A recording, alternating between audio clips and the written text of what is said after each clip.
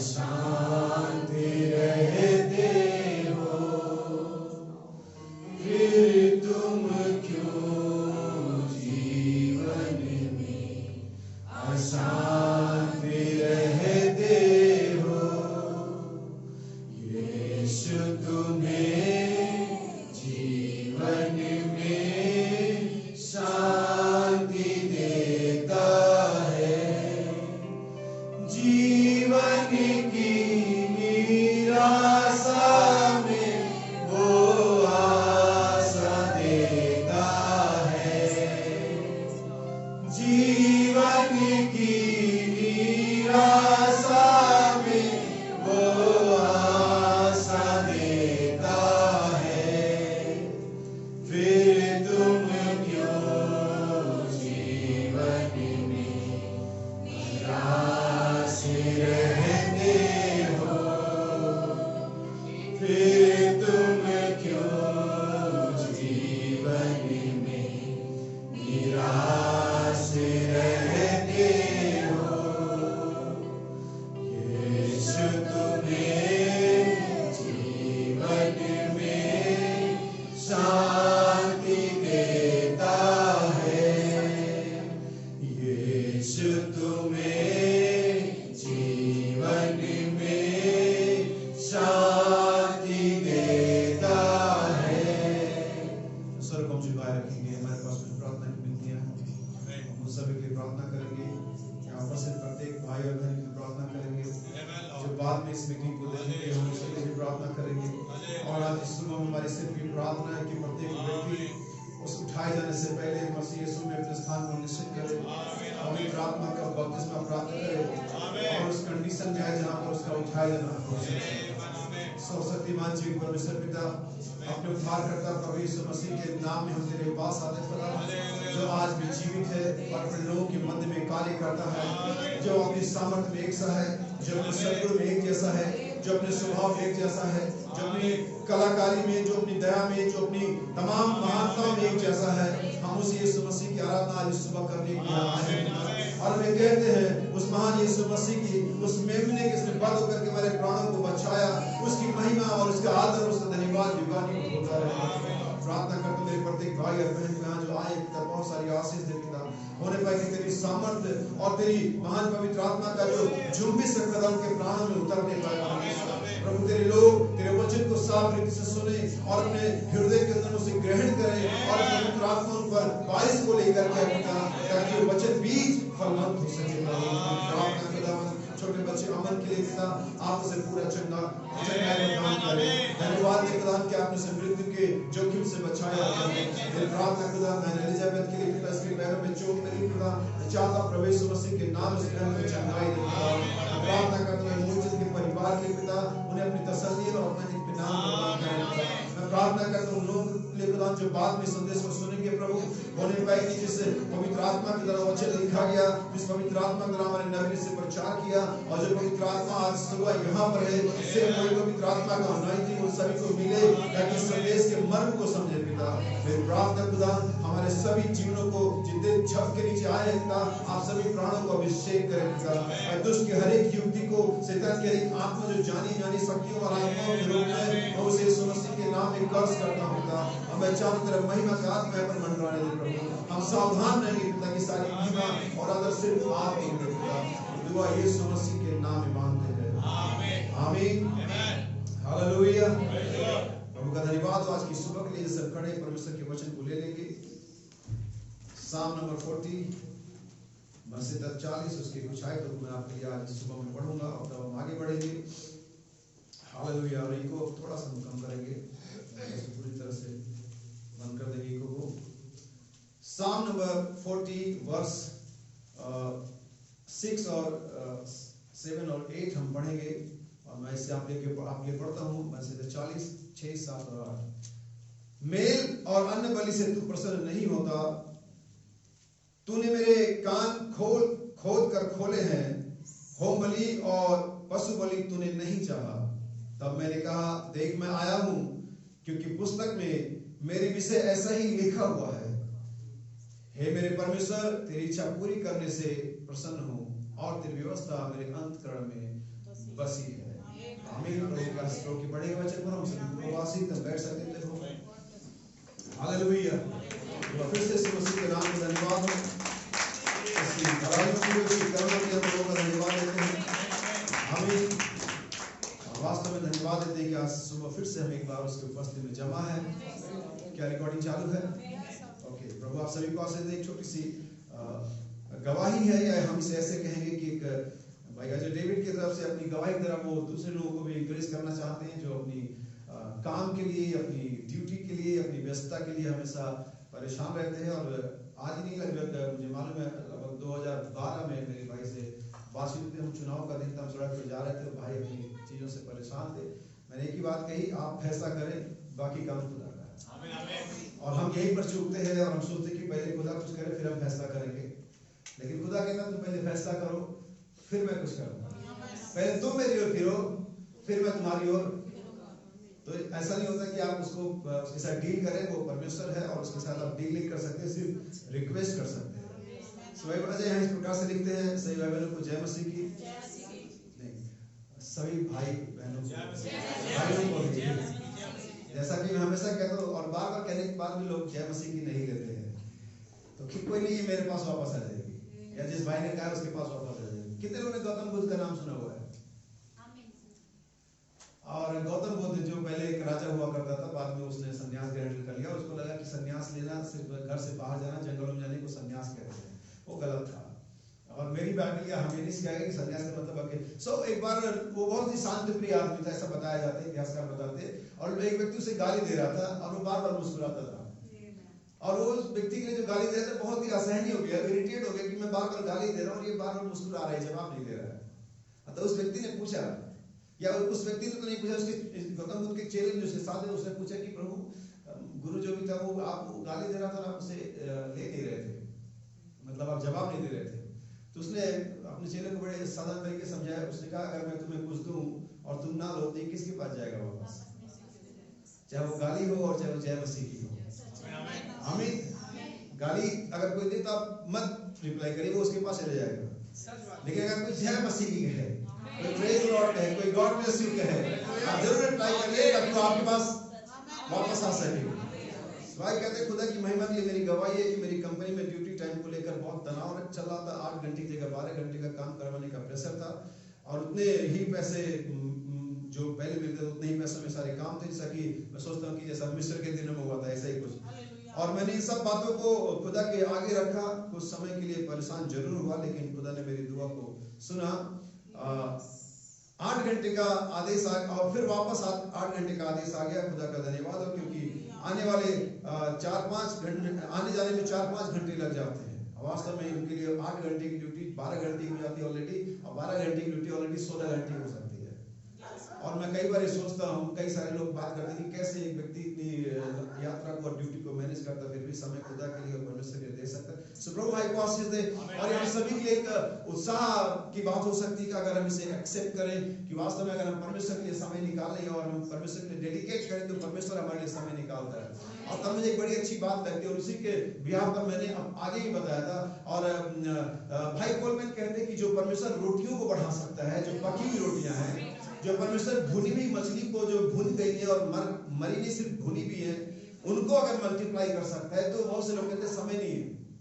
तो भाई कोलमैन कहते हैं परमेश्वर समय को बढ़ा सकता है और ऐसा पिछले दिनों में उसने किया है। और इसी से आगे जाकर के मैं से बताता हूँ, और इसे मैं लगभग 15 सालों से बता रहा हूँ। जब मेरा बेटा भी छोटा था और आज उसके बोर्ड एग्जाम्स भी खत्म हो गए, एग्जाम चल रहे हैं और बहुत सारे बच्चों के एग्जाम चलते हैं। और जब एग्जाम्स होते तो स्कूल ज्यादा जाते हैं, ट्यूशन ज्यादा पढ़ते हैं, संडे चर्च नहीं आते, दुआ नहीं करते, शायद मैसेज नहीं पढ़ते क्योंकि टाइम नहीं होता है।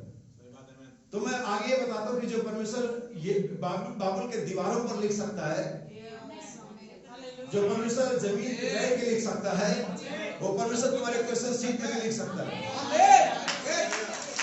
लिखा जा सकता है अगर आप सिर्फ विश्वास करें, खुदा के लिए समय निकाले तो। लेकिन चूंकि हमारा फेथ इतना स्ट्रांग नहीं है, चूंकि हम इतने डिवोटेड नहीं है, इसलिए हम सारी चीजें खुद करना चाहते हैं। याद रखिए, आप खुद करना चाहेंगे, आप इसे कभी नहीं कर पाएंगे। आमीन। यदि आप सारी बातों को प्रभु के हाथों में सौंप दें और देखिए वो आपके लिए रास्ता निकालेगा। आमीन। और आगे बढ़ने से पहले संदेश से पहले वो सभी भाइयों का धन्यवाद देना चाहता हूँ जो मेरे एब्सेंस में भाई मूलचंद के घर में गए, उनके परिवार में गए, उनके फ्यूनरल सर्विस में गए, जा करके अपनी प्रेजेंस दी और उन लोगों को ढांढस बताया। उन सभी भाइयों को अगर मैं एक करके नाम लूँ तो बहुत लंबा हो जाएगा, लेकिन आप जानते हैं कौन वहाँ पर था और कौन नहीं था। परमेश्वर उन सभी को बहुत आशीष दे, क्योंकि वास्तव में ये अच्छी बात है। और मैं वहाँ पर बता रहा था पंजाब में इस तरह से, भाई आज जानते हैं कि पंजाब में किस तरह से पास्टर के साथ ट्रीट किया जाता है। अगर वो विजिट ना करे एक हफ्ते में, अगर ये ना हो तो लोग उसको बहुत ही बुरी तरह से मतलब उसके ऊपर ब्लेम लगा देते हैं। मुझे माफ करिए, शायद पंजाब के लोग बाद में सुने, लेकिन मैंने बताया कि हमारे यहाँ ऐसा नहीं है, ना ही परमेश्वर की कलीसिया में ऐसा है। मेरा मतलब इसलिए हमारे ऐसा नहीं, परमेश्वर की कलीसिया में भी ऐसा नहीं है। हम एक दूसरे की जिम्मेदारी को समझते हैं, हम जानते हैं कि हम क्या कर रहे हैं।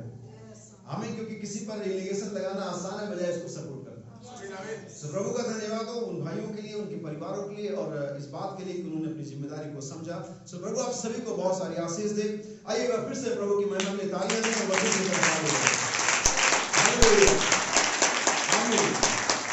और इससे पहले कि मैं आगे बढ़ूं, मैं आपके लिए एक कोट पढ़ूंगा, क्योंकि कुछ चीजें जो हम कल डिस्कस कर रहे थे, मैंने भाई पॉल से कहा कि चलो आने वाले संडे में, आने वाले अगले दिन में हम इसके बारे में देखेंगे। सब जानते हैं थर्ड वर्ल्ड वॉर की सुगबुगाहट चल रही है, लोग रूस और यूक्रेन के युद्ध पर बातें कर रहे हैं। इससे पहले मैं आगे बढ़ूं, क्योंकि हो सकता है संदेश के बीच में, संदेश के आखिर में कुछ ऐसी बातें हो जाए या लगे कि ये सारी चीजें हमारे लिए, किसी पर्टिकुलर के लिए, ऐसा बिल्कुल भी नहीं है। लेकिन चूंकि जिस जगह पर, जिस जिम्मेदारी की जगह पर हूं मैं, मुझे ऐसा करना पड़ता है। और मैं से कई बार बताया कि ऐसा करना मेरा शौक नहीं है, मेरी मजबूरी है। क्योंकि एक दिन मुझे उस खुदा के सामने इस वचन के लिए, इस कलीसिया के लिए हिसाब देना पड़ेगा जो उसने मुझे दिया होगा। और मैं किसी तरीके से नहीं चाहता कि मैं वहां पर सर झुका लूं कि सॉरी करूं, मैं नहीं चाहता। बाइबल में अपने पेज नंबर 10 है और संदेश का नाम है पशु की छाप। अगर आप लोगों ने संदेश को पढ़ो, ध्यान से पढ़ो और सोचते और समझते हो, डिस्कस करते हो, परमेश्वर के वचन में ढूंढ ढांढ करते हो, तो आप पाएंगे कि संदेश में वर्णन ने 2 संदेशों का नाम दिया, जो तो एक प्रचार किया और जो इसके बाद प्रचार करने वाले थे। क्या किसी को थोड़ा सा अंदाजा है कि वर्णन ने इस संदेश में जो प्रचार किया, 2 संदेश प्रचार करना चाहते थे। एक ठीक जो प्रचार किया पशु की छाप, मार्क ऑफ द बीस्ट, और एक और करना चाहते थे जिसे वो कहते हैं परमेश्वर की मुहर, द सील ऑफ गॉड। और ये दोनों चीजें एक दूसरे के अपोजिट है, मार्क ऑफ द बीस्ट और परमेश्वर की मुहर। अगर इसे हम कहें तो ये दोनों एक आत्मिक और शारीरिक रूप का नमूना है, फिजिकल और स्पिरिचुअल का एक सूचक है। बाइबल में इसमें पेज नंबर 10 पैराग्राफ नंबर 28 में क्या कहते हैं, बल्कि 27 से पढ़ता हूं। किसी की भावनाओं को ठेस पहुंचाने के लिए नहीं, ऐसा बिल्कुल भी नहीं है। ना ही उस दिन बाइबल के साथ था, ना ही आज मेरे साथ है। ऐसा तो केवल इसलिए है क्योंकि इसे बिल्कुल ठीक वैसे ही पढ़ा जाना जाए जैसा बाइबल में लिखा हुआ है। या हो कि आप स्वयं इस पर दृष्टि डालें और आइए हम परमेश्वर के भय में होते हुए और इसकी ओर वैसी समझदारी से बढ़े जैसा कि हम जानते हैं कि हम इसकी ओर कैसे बढ़ना है, क्योंकि हमें जान रहे हैं कि हमारा न्याय हमारी बातों के लिए किया जाएगा या करेगा। बल्कि अगर मैं थोड़ा और आगे कहूं तो हमारा न्याय उसके लिए भी किया जाएगा जो हमने बोला नहीं, सिर्फ सोचा है, बल्कि सोचे हुए के लिए ज्यादा न्याय होगा बजाय कि बोले हुए। क्योंकि बोला हुआ आप माफी मांग सकते हैं, लेकिन सोचे हुए के लिए आप माफी नहीं मांग सकते, क्योंकि सिर्फ आपके मन में, परमेश्वर जानता और आप जानते हैं। बोल देना कई बार बेहतर है बजाय कि हम खाली सोचते रहे। हमें सुनिए हमसे, या तो हमारे वचन न्याय के दिन पर आशीष दिलाएंगे या हमें दोषी ठहराएंगे। क्योंकि यीशु मसीह ने यही अपने वक्तव्य में कहा था कि तुम मनुष्य अपनी बातों से दोषी या धर्मी ठहरेगा। आगे बाइबल कहते हैं जो हमारा पक्ष है या जो हमारा कंडीशन है, बाइबल में कहते हैं अगर मैं यह अनुभव करता हूं और मैं कुछ जानता हूं और मैं उसे अपने तक ही सीमित रखता हूं। यहां से सुनना, एक प्रचारक की, एक पास्टर की एक कंडीशन किस तरह से होती है। अगर मैं कुछ ऐसा जानता हूं या अनुभव करता हूं और उसे अपने तक ही सीमित रखता हूं, तो परमेश्वर न्याय के दिन इसके लिए इसका मुझसे हिसाब लेगा। अगर मैं यहाँ बैठे किसी भी भाई और बहन और कलीसिया किसी भी सदस्य, छोटे बड़े, स्त्री पुरुष बुजुर्ग जवान के लिए कुछ जानता हूं जो कि गलत है और अनुभव करता हूं या जानता हूं और मैं नहीं बताता हूं, तो परमेश्वर न्याय के दिन में इसके लिए मुझसे हिसाब मांगेगा। क्या ठीक बात है? ना सिर्फ परमेश्वर हिसाब मांगेगा, लेकिन एक और चीज आगे होगी। बाइबल में कहते हैं न्याय के दिन इसके लिए मुझे हिसाब लेगा और लोगों के प्राण हाथों को ऊपर उठाए हुए मेरी तरफ इशारा कर रहे होंगे। लोगों के प्राण अपने हाथों को ऊपर उठाए हुए मेरी तरफ इशारा कर रहे होंगे। जैसे बाइबल अपने लिए कहते हैं, वैसे मैं यहाँ अपने चर्च के लिए कह सकता हूँ कि बहुत सारे उस दिन में हाथ उठा कह रहे हैं, भाई अगर आपने मुझे बता दिया होता। ऐसा मैं नहीं कह रहा हूँ, ऐसा अगली लाइन में भाई ब्रैनम कह रहे हैं, भाई ब्रैनम वे हाथ जो प्राण हाथ उठाए हुए, भाई ब्रैनम यदि आपने केवल हमें बता दिया होता तो आज हम इस दशा में ना होते। और उनके चर्च के भी लोग कह रहे होंगे, और हो सकता है कि अगर मैं ऐसा ना करूं, जानता हूं, अनुभव करूं, ना बोलूं, तो हमारे चर्च के भी लोग ऐसा कहेंगे, भाई आपने मुझे बता दिया होगा। और मैं वही कोशिश कर रहा हूं कि मैं बता दूं।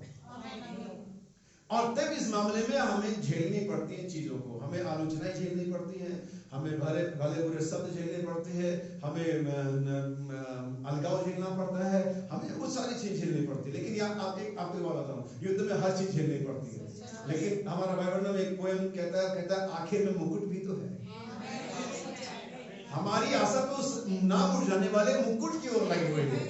बजाय इसके कि मैं अभी की प्रेजेंट की चिंता करूं, मैं तो भविष्य के बारे में देख रहा हूं। हालेलुया। और इसीलिए मेरी बाइबल में सिखाती है, अगर हम इसी जीवन में मसीह से आशा रखते हैं तो हम सबसे अभागे मनुष्य हैं। लेकिन हमारे पास एक और जीवन है, एक और समय है, एक और युग है, एक और राज्य है, जहां पर हम सभी जानेंगे। यहाँ पर आप सुबह हम आए हैं और हम सभी की कोशिशें हैं, और मैं चाहता हूँ कि आज सुबह हमारी कोशिशों में एक नया बल हमें मिले। कितने लोग तैयार हैं? हालेलुया। आइए हम थोड़ा सा इस घटनाओं की तरफ चलें जो आज दुनिया में हो रही हैं। इसके बाद मैं संदेश में जाऊंगा, क्योंकि चीजें जाननी जरूरी है। बाइबल का एक संदेश है भविष्यवाणियों की द्वारा स्पष्ट होती घटनाएं। जैसा कि मैं इसका कई बार कोट दे चुका हूं, मैंने प्रॉपर इस संदेश को प्रचार भी किया हुआ चर्च में। भविष्यवाणियों की द्वारा स्पष्ट होती घटनाएं। आज जब आप रूस और यूक्रेन का युद्ध देखते हैं, तो आप फेसबुक पर, स्टेटस पर और व्हाट्सएप पर और यूट्यूब पर हर तरफ बाइबल के कोट्स को बहते हुए देखते हैं, वॉच रसिया, वॉच रसिया, वॉच रसिया वगैरह वगैरह। ऐसा लगता है कि सारी बातें बाइबल ने इसी इवेंट के लिए कही थी। मैं नहीं कहता ऐसा नहीं है, हो सकता है कि उसका एक हिस्सा हो, लेकिन कुछ और भी बाइबल ने रसिया के बारे में कहा है। मैं चाहता हूं कि ये चीज आपके सामने रखी जाए। फिर पूछेंगे भाई लोग, क्या ये तीसरा विश्व युद्ध नहीं है? फिलहाल नहीं है, फिलहाल नहीं है, लेकिन ऐसे ही तीसरा विश्व युद्ध आपके सामने आ जाएगा। सुनिए मेरी बात। भाई बहनों के एक संदेश है, बर्थ पेन, प्रसव पीड़ा। कितने लोगों ने पढ़ा है? हालांकि मैंने आदत छोड़ दी थी पूछने के लिए, क्योंकि बहुत सारे बार लोगों को शर्मिंदा होना पड़ता है। हो सकता है कि जो आपके पीछे वाले हैं वो देख पाए आपके हाथ, और हो सकता है आपके आगे वाले आपके हाथ ना देख पाए कि कितने लोगों ने पढ़ा है, कि मैं सबके देख पाता हूँ। तो मुझे लगता है कौन कितने उसमें चल रहा है, कितनी खोजबीन कर रहा है, कितनी जागरूकता रखता है परमेश्वर के वचन के लिए। बाइबल उसमें संदेश में कहते हैं कि जो बर्थ पेन है शुरू से पृथ्वी झेलती आई। पहला बर्थ पेन पृथ्वी पर हुआ था नूह के जल प्रलय के दिनों में, क्या जानते हैं? और अगर उससे पहले जाए तो एक आत्मिक बर्थ पेन हुआ था आदम की वाटिका में, जब मानव जाति परमेश्वर के अनुग्रह से गिर गई थी और मृत्यु सब पर लागू हो गया था। बाइबल तीसरी मोहर में कहते हैं आदम के पाप में गिरने से पहले कोई वृक्ष नहीं मरता था, कोई पशु नहीं मरता था, वहां पर सिर्फ जीवन था। लेकिन पाप ने पृथ्वी को एक पेन दिया, जिसे कहते हैं मृत्यु का दर्द। हर समय आंसुओं का बहना चालू हो गया, हर समय हमने अपने लोगों को खोना शुरू कर दिया, हर समय एक प्रॉब्लम क्रिएट हो गई अदन में जब पाप आया। और दूसरा बर्थ पेन पृथ्वी ने झेला, जो कि जल प्रलय के रूप में था। उसके बाद नबी कहते हैं पेन पर पेन आते रहे, लेकिन आखिरी बर्थ पेन तब आया जब यीशु मसीह हमारा उद्धार करता हुआ। और नबी कहता है अगर आप पहला विश्व युद्ध देखिए, वो एक बर्थ पेन था जो पृथ्वी के लिए था। दूसरा विश्व युद्ध एक बर्थ पेन था। लेकिन बाइबल में एक और चीज बताते हैं, गर्भवती पर पीड़ा अचानक आ पड़ती है, बल्कि बाइबल लिखा हुआ। लेकिन अगर आप मेडिकल से हैं तो आप जानते हैं कि जो लगभग 8 महीने के बाद जो पेन आते हैं, वो कभी दर्द होता है, आप अस्पताल जाते हैं, फिर डॉक्टर कहते ठीक है, ओके थोड़ा सा प्रॉब्लम था, आप जाइए, कोई दिक्कत नहीं। फिर आप घर आ जाते हैं, फिर 1-2 दिन 4 दिन हफ्ता बीतता है, फिर एक दर्द आता है, फिर आप चेकअप कराते हैं, फिर अल्ट्रासाउंड, ठीक है ओके। लेकिन उसके बाद जब 9 महीने का लगभग समय मैच्योरिटी का आता है, तब वो पेन दौरे पर दौरा पड़ता है, और उस दर्द के दौरे का जो टाइम है वो बहुत क्लोज हो जाता है, जल्दी जल्दी होता है। फिर वो देर में नहीं होता, हफ्ते और 4 दिन में होता, फिर वो बहुत ही जल्दी जल्दी होता है। और आपको बताना चाहता हूं 2020 मार्च पृथ्वी को एक पेन मिला कोविड-19 के रूप में। आपके पृथ्वी को आप जरा नजर दौड़ाएं, आर्टिकल पढ़ें, न्यूज सर्च करें, कौन सा देश इस पेन में नहीं था, कौन से देश ने, किस राज्य ने ये पीड़ा नहीं सही। हमें हर एक व्यक्ति ने सही। और अभी हमारे पास कोविड-19 का प्रॉपर इलाज नहीं है। अभी हम प्रॉपर तरीके से कोविड-19 के वायरस से फ्री नहीं हुए, और एक और पेन दुनिया के सामने है, रूस और यूक्रेन के युद्ध के रूप में। आप कहेंगे ठीक है, ये भी सलट जाएगा। हो सकता है ये जैसे चलते एक और पेन हमें मिल जाए, एक और अर्थक्वेक मिल जाए। जैसा कि मैंने पहले बोला था कि अगर आप कोविड-19 से तो कोई दूसरी चीज आ जाएगी और अभी पृथ्वी पर जल्दी जल्दी आएगी। बाइबल में क्या कहते हैं वो मैं आपको बताना चाहता हूँ रूस के बारे में, फिर मैं आपके संदेश की तरफ चलेंगे। पेज नंबर बताता हूँ आपको मैं, और ये मैंने सही से मिस कर दिया।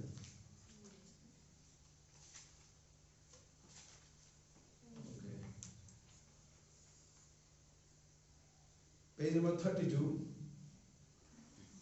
32 नंबर पेज है ये, इसी संदेश में पशु की छाप। जो भी कोर्स मेरे पास आज सुबह में इसी संदेश से है, ज्यादा कोर्स नहीं है, बाइबल से ज्यादा बातें करेंगे। जैसा कि मैं बहुत बार बताया कि बहुत से प्रचारक आते एक आयत पढ़ते और पूरा संदेश 1.5 घंटे का प्रचार कर देते हैं, लेकिन पिछले 3-4 सालों से मैंने अपने प्रचार के तरीके को थोड़ा सा बदला है, ज्यादा नहीं, कि मैं वचन की आयतों को रखूं ज्यादा से ज्यादा, ताकि आप जब घर जाए तो कोई ना कोई एक आयत दिमाग में रहे। हालेलुया। आपके पास आयत ही नहीं रहेगी तब लड़ोगे कैसे? बाइबल में कहते हैं पेज नंबर 32, पेज नंबर 33, वहां पर लाल अजगर अर्थात शैतान है। वहां उसका सिंहासन कहां पर है? रूस में नहीं वरन रोम में है। हमें रूस में नहीं लाल अजगर का सिंहासन। और बहुत सारे लोग जो बाइबल स्कॉलर्स भी बहुत सारे समझता हूं कि लाल अजगर चाइना को कहते हैं, क्योंकि चाइना का ट्रेडमार्क या सिंबल ही रेड ड्रैगन है। लेकिन भाई बाइबल वो वाली बात नहीं करेगी, बाइबल दूसरे पहलू में बात करेगी। लाल अजगर तथा शैतान का सिंहासन कहां पर है? रूस में नहीं वरन रोम में है। उस लाल अजगर ने, शैतान ने अपना सिंहासन, अपना अधिकार दे दिया। यह रूस नहीं है। रूस तो सिर्फ साम्यवादी है। बाइबल में कहते हैं, मैं बड़े बड़े प्रचारकों को कहते सुनता हूँ रूस ही मसीह विरोधी है। बहुत सारे लोग कहेंगे, हम भी कहेंगे रूस मसीह विरोधी, क्योंकि वहां पर चर्चेज नहीं है। अगर आपको मालूम है, मैंने कुछ साल पहले बताया था कि रूस में बाइबल का जो वॉइस ऑफ गॉड का प्रिंटिंग प्रेस बंद कर दिया गया। उन्हें यह साबित करना पड़ेगा कि ये रिलीजन नहीं है, तभी वो आजाद हो सकते हैं। मुझे नहीं मालूम उसके इसमें क्या हुआ आगे, लेकिन रूस नबी कहता, लोग कहते रूस मसीह विरोधी है, वास्तव में नहीं है। एक तरह से आप कहेंगे मसीह को नहीं मानता, ये मसीह विरोधी होना नहीं होता। विरोध करना, मसीह को ना मानना अलग चीज है। जैसे कहते हैं सब धर्मों का स्वागत करना चाहिए, हमें किसी का विरोध नहीं करना या उसके बारे में नहीं बोले एक दूसरी बात है, विरोध करना दूसरी बात है। रूस ये नहीं कह रहा कि आप मसीह को ना माने, वो कह रहा यहां ना माने, हम नहीं मानते, आप यहां से जाएगा आपको मानना है। लेकिन रोम ऐसा नहीं है। रोम तो विरोधी है। क्या आप समझे विरोधी का मतलब? यीशु मसीह ने इसको समझाता, जो मेरे पक्ष में नहीं हो मेरे विरोध में है।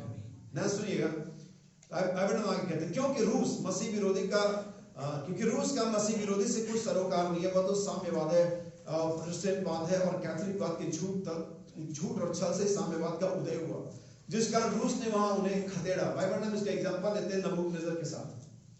बाबुल की बदवाई में ले जाने वाला जो राजा नबूकदनेस्सर था, नबी कहता है कि वो परमेश्वर के हाथ में एक हथियार था, जिसने इस्राएलियों को बदवाई में लेकर गया ताकि इस्राएलियों को सिखाया जा सके। आमीन। क्या समझ रहे? बाइबल कहती है क्योंकि उन्होंने सारा का सारा धन हड़प लिया। उनके पास संतों से कहने के लिए सारी प्रार्थनाएं थी, अतः उन्होंने सर्वाधिक बड़ी बड़ी इमारतें बनाई और लोगों का सारा धन हड़प लिया। जैसे आप जानते हैं कैथोलिक कलीसिया नोविना के द्वारा और तमाम चीजों के द्वारा कैसे पैसे हड़पती है। अगर आप देखें तो सारे स्कूल, सारे चैरिटी, सारे हॉस्पिटल उन्हीं के पास है, और सबसे ज्यादा रिच जो ऑर्गेनाइजेशन है दुनिया के अंदर में वो कैथोलिक चर्च है। ध्यान से समझिए इन चीजों को।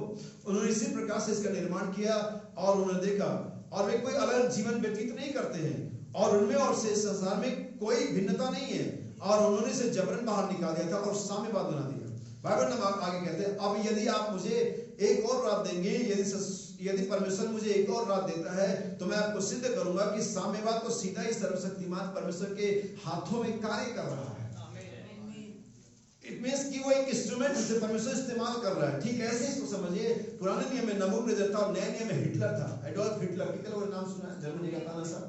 और नबी कहता है परमेश्वर के हाथ में एक हथियार था जो ताकि यहूदियों पर प्रेशर डाले, यहूदियों को मारे, ताकि यहूदी जर्मनी छोड़ करके अपने होमलैंड में फिलिस्तीन में जा सके। वरना वे सेटल हो गए थे, उनको जर्मनी में अच्छा लग रहा था और वो उस रेगिस्तान में उन मराबा में जाने के लिए तैयार नहीं। लेकिन परमेश्वर ने एडोल्फ हिटलर के हृदय को कठोर किया, उसे उठाया और जर्मनी लोगों ने यहूदियों पर इतना अत्याचार किया कि सीधे वो सारे फिलिस्तीन में चले गए। और विद इन 1 वीक, एक हफ्ते के अंदर में इतिहास गवाह इस बात का कि इजराइल एक राष्ट्र बन गया। ऐसा होता नहीं है, लेकिन इजराइल के मामले में कुछ भी हो सकता है, कि इजराइल का परमेश्वर बहुत महान है। हालेलुया। बाइबल में कहते हैं, और याद रखिए कि मैं परमेश्वर की भविष्यवक्ता के रूप में कह रहा हूं कि रूसी साम्राज्य वेटिकन नगर या किसी तरह का कोई परमाणु बम फेंकेगा और 1 घंटे में सर्वनाश कर देगा। यहोवा यूं फरमाता वाला वचन है। हालेलुया। और बाइबल कहती है कि परमेश्वर ने उन क्रूर हृदय वाले मनुष्यों को लिया और उन्हें अपने हाथों में रखा और वे उसके हाथों का एक यंत्र थे ताकि उसकी इच्छा पूरी करे। आमीन। और यह उसके पास बिल्कुल ठीक है लेकर के जो उनके पास आना था, यह बिल्कुल सच है। यही वचन है।